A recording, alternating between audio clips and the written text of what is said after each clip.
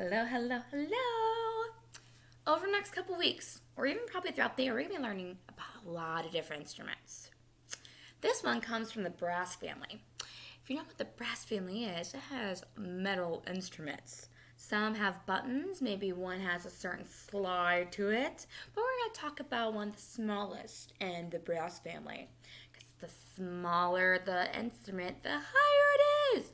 The bigger the instrument, the lower it is. Now, is it our smallest one? It's also one of the highest ones we have in the brass family. And that is the trumpet.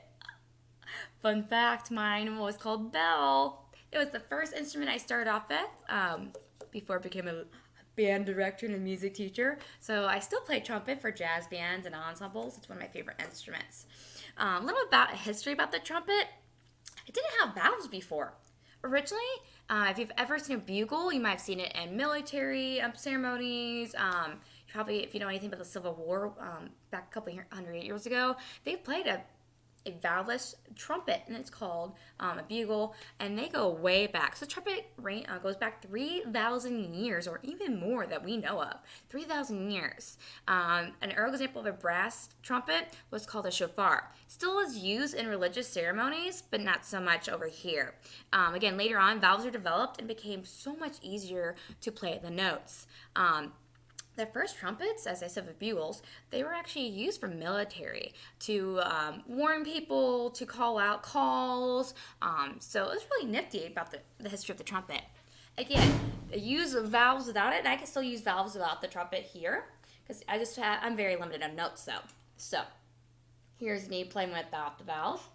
Oh gosh, sorry. It's in the morning. My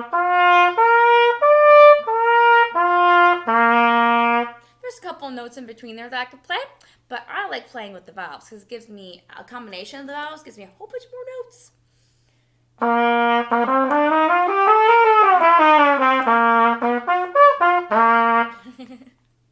Ooh.